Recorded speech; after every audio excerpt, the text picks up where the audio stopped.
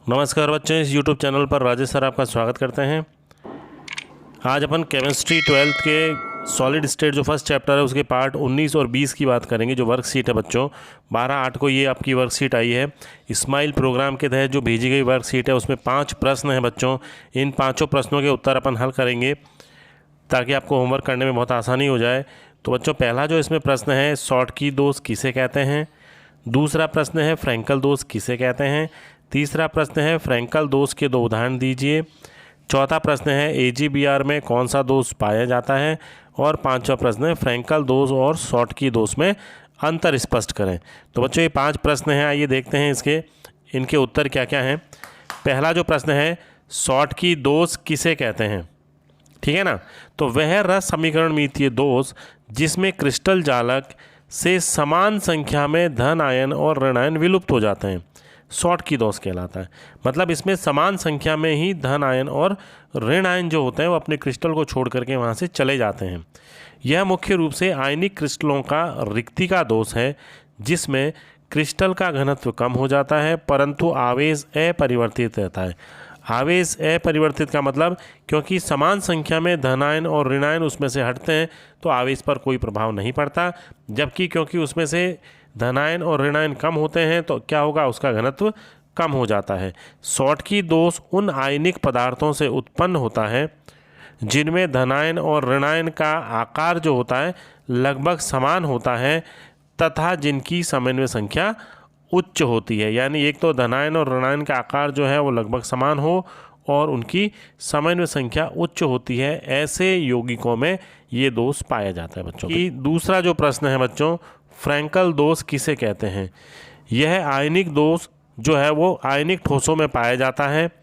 वह रस समीकरण मितीय दोष जिसमें छोटा धनायन अपने सामान्य स्थल से विस्थापित होकर अंतराकाशी स्थलों में चला जाता है। इससे वास्तविक स्थान पर रिक्तिका दोष और नए स्थान पर अंतराकाशी दोष उत्पन्न हो जाते हैं। इसे विस्थापन दोष भी कहते हैं, ठीक है ना बच्चों। इसे विस्थापन दोष भी कहा जाता है। इससे क्रिस्टल के आवेश तथा घनत्व में कोई परिवर्तन नहीं होता। देखो, न तो उसके आवेश में और न ही उसके घनत्व में कोई परिवर्तन होता है। फ्रैंकल दोष उन आयनिक ठोसों में उत्पन्न होता है जिनके धन आयन तथा ऋण आयन के आकार में अधिक अंतर होता है तथा जिनकी समन्वय संख्या कम होती है। तो बच्चों ये सेकंड जो प्रश्न था उसका आंसर है।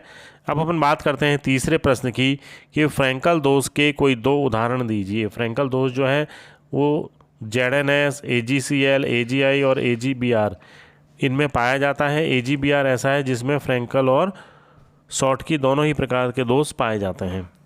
अगला प्रश्न है बच्चों, AgBr में कौन सा दोष पाया जाता है। AgBr में फ्रैंकल दोष और शॉटकी दोनों प्रकार के दोष पाए जाते हैं। अगला प्रश्न है बच्चों, शॉटकी दोष और फ्रैंकल दोष में अंतर स्पष्ट कीजिए। तो शॉटकी दोष और फ्रैंकल दोष में जो अंतर है बच्चों, पहला ये अंतर है कि यह दोष लगभग समान आकार के धनायन तथा ऋणायन युक्त यौगिकों में पाया जाता है, जबकि यह दोष उन यौगिकों में पाया जाता है जिनके धनायन और ऋणायन के आकार में अधिक अंतर होता है, ठीक है बच्चों। सेकेंड जो अंतर है इनमें वो अंतर है कि इस दोष में क्रिस्टल का घनत्व कम हो जाता है, जबकि इस दोष में क्रिस्टल का घनत्व पर कोई प्रभाव नहीं पड़ता। तीसरा अंतर है, इस दोष में धनायन और ऋणायन दोनों ही क्रिस्टल जालक से बाहर चले जाते हैं, जबकि इस दोष में धनायन का जो छोटा आकार होता है होने के कारण जालक के अंतराकाश में चला जाता है। अगला जो प्रश्न है, अगला जो इसका पॉइंट है बच्चों, यह दोष उच्च समावयवी संख्या वाले क्रिस्टलों में पाया जाता है, जबकि यह दोष निम्न समावयवी संख्या वाले क्रिस्टलों में पाया जाता है। तो बच्चों ये अंतर थे इनमें और ये 5 प्रश्न थे आज की वर्कशीट में जो आपको भेजी गई थी स्माइल प्रोग्राम के अंतर्गत। अपन ने इनके उत्तरों को देखा है, आप इनको फटाफट अपने नोटबुक में कर लें बच्चों। और ऐसे ही जितने भी वर्कशीट आएंगे उन सभी के उत्तर आपको बताए जाएंगे। तो आप मेरे चैनल को जल्दी से सब्सक्राइब कर लें। धन्यवाद।